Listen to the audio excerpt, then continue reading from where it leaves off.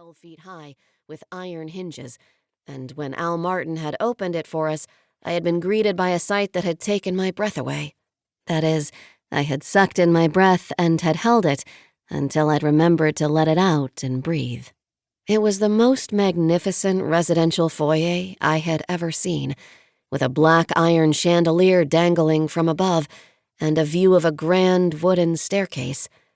A quick tour revealed the downstairs alone housed a living room, formal dining room, kitchen, hearth room, library, conservatory, and 2 stone fireplaces. Of course, the house was also falling apart. The beautiful pink and yellow Art Deco print wallpaper in the dining room was held up by duct tape. The hardwood floors were stained, scratched, and streaky white from water damage, and a few of the downstairs windows were cracked and covered with plastic sheeting. Perhaps most distressing, in the middle of the dining room ceiling, there was a hole through which one could see up to a spare room above. Apparently a chandelier had fallen, taking much of the ceiling with it, and no one had bothered to replace it or patch up the ceiling/floor. A few of the walls seemed to be crumbling in on themselves, as plaster layered the damaged floors like breadcrumbs from decades of white toast. But all this shabbiness was part of the house's charm. It looked like the ancient manor home of an English aristocrat who had come upon hard times. I was falling. I had fallen. I was in love.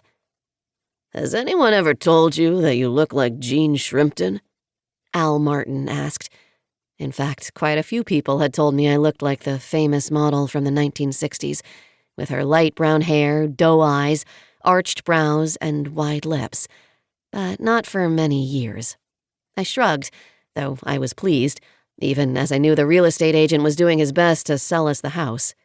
"The first supermodel, the original it girl. You could bring back that glamour to this estate. You two must have beautiful children. Do you have children?" I glanced at Jack, and this time he looked up at me and then quickly looked away. I used to say, not yet, but I was getting old, 37, and I was afraid that the hopefulness that statement implied would begin to result in pity. The truth was, I was a sort of half-mother, a ghost mother. I had a few dead fetuses, but that wasn't what people meant when they asked. "No," I said. Al Martin, a real pro, simply nodded. "There are 7 bedrooms." "7?" Jack exclaimed. "That's a lucky number," I assured him.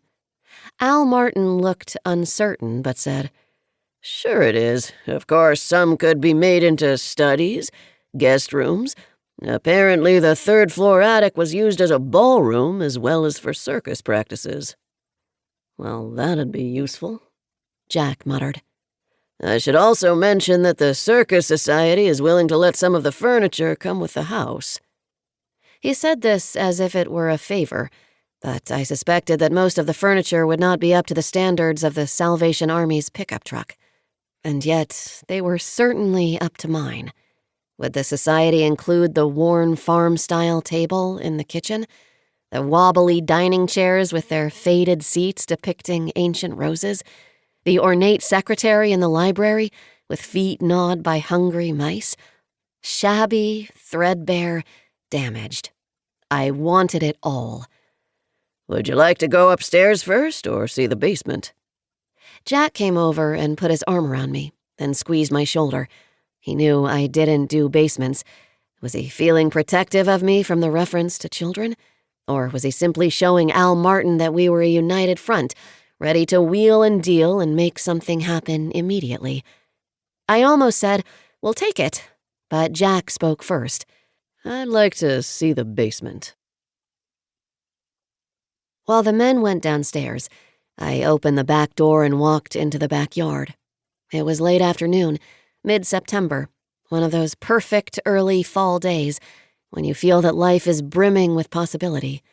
I stepped onto the brick patio, stared at the ivy growing on the stone walls, and knew this was the house I was meant to have.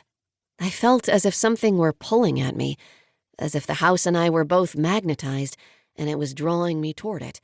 Now that I'd seen this forsaken mansion...